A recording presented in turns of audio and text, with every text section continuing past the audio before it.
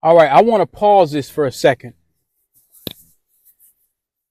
Now, I seen this article some years ago, or not years ago, but some time ago. Now, this is actually from the Homeland Security press release. Now, this is an American citizen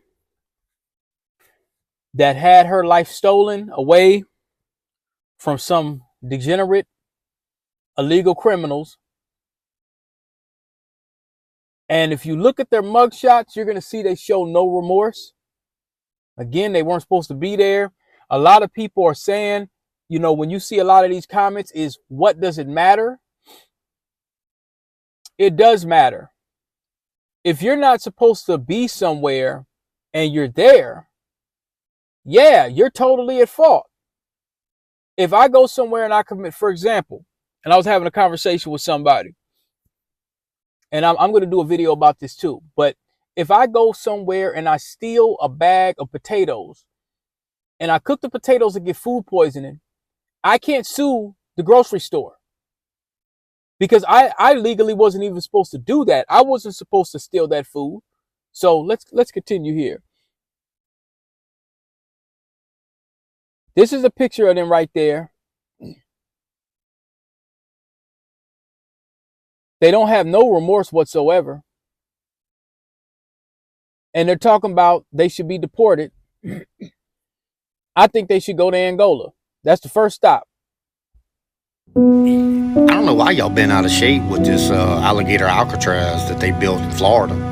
Louisiana been having an Alligator Alcatraz. It's called Angola. Now he's letting you know, and I talk about it often, especially on my other channel. I talk about it often because people really don't understand Angola's a plantation. So this guy, he's saying even more about it. Louisiana State Penitentiary, yeah, Angola. One way in, one way out. Surrounded by the Mississippi River on 3 sides of it, and the rest is heavy, heavy, heavy swamp. 18,000 acres.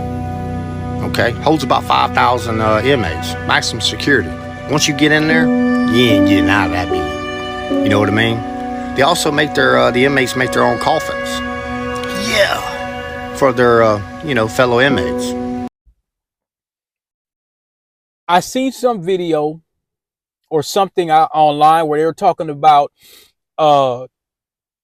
Billy Graham's coffin was going to be made there or something like that. Think about how chilling that is that you have to make your own coffin. So I'm telling y'all, it is a very self-sustaining plantation. It's a self-sustaining place. So these folks that come across the border, they figure, well, and you got to think about it. Remember when I made that post before? I said you had folks that was running around, burning the flag, talking about, well, hey, I don't like this country, and I could be here, and y'all ain't SHI this and this, that, and the third, or whatever. You end up in Angola. I'm going to show you what it looks like. But the cool thing is, you get to work on the farm. Yeah, forced labor, hard labor, just like they did back in the old days. Since a plantation slave owner owned it at one time, they still do it the old way. So y'all can talk about Alligator Alcatraz, but Louisiana's got its own too. And it's been around for a long, long time. And that's another thing. And what this gentleman is basically saying is, hey, look, Angola's been a plantation for forever. Ain't nobody had no problem with it. Yeah, these brothers and sisters down there been down there for decades. Ain't nobody had an issue with that. And now somebody fresh off the boat, they could basically just break entry into the country and people are squawking about it. He has a point. So if you get a chance, take a deep dive in that. You think you've been out of shape about that? Shit, you should be been out of shape by Angola. Because once you get in Angola, you ain't coming out that bitch. Come spend a work day with me. Now this right here, I'm not going into so much as the inmates and stuff like that. I want y'all to see the infrastructure. Now, I never knew about this, but this to me, this part was incredible as it goes. They have an entire microcosm. And remember, when you look at logistics, if you look at transportation, All of those industries surround Angola. So, yeah, y'all could keep talking all that. I don't like this country, blah, blah, blah. I'm going to commit a crime. I'm going to do whatever I want to do. I'm going to burn the flag. Yeah, you might end up here if you keep playing. Head out from the polywog cabin to the Angola ferry on the Mississippi River, where I work as a boat captain.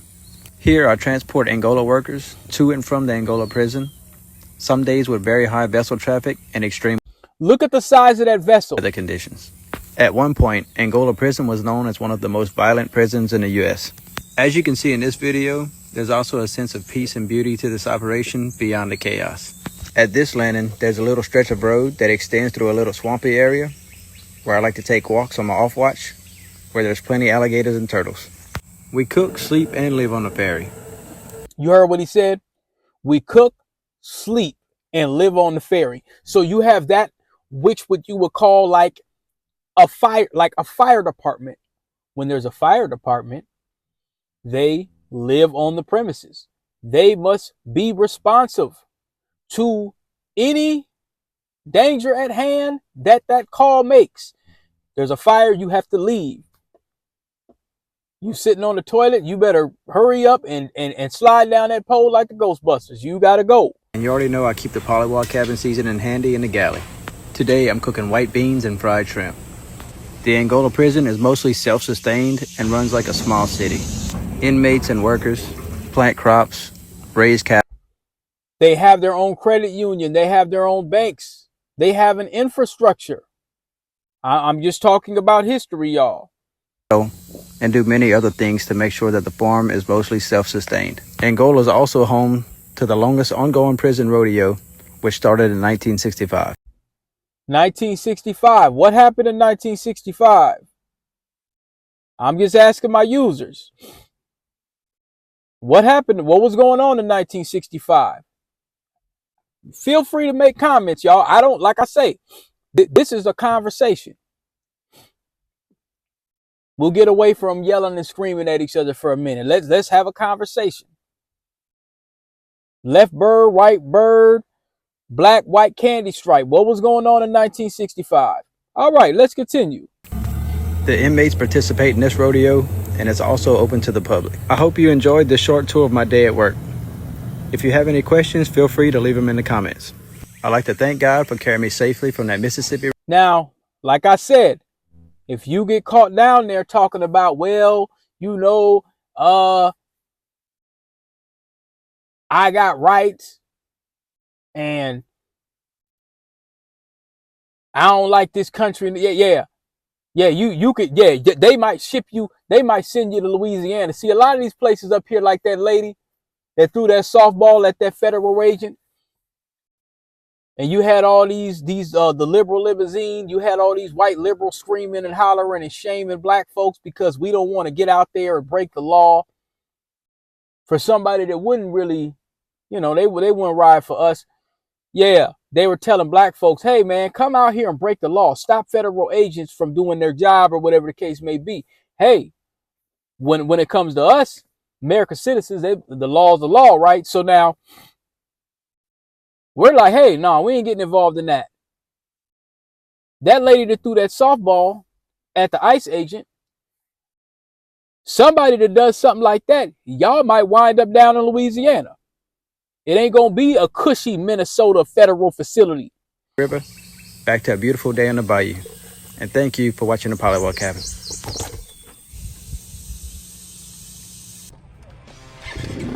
Now this, all right, fair use, YouTube, fair use, fair use, fair use. I think I downloaded this off of somewhere on the gram. I was just kind of looking through different, because I want to put commentary on this. Now, this is the rodeo, and they got Tom Sawyer playing in the background. I'm going to try to talk as much as I can to get over that, so we don't deal with no copyrights or whatever.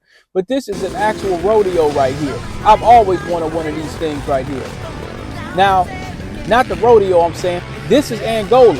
They do something every single time, every year, where, or not every year, but they allow these folks to, and it's their property, so they can do what they want. They're allowing them to ride dirt bikes through Angola.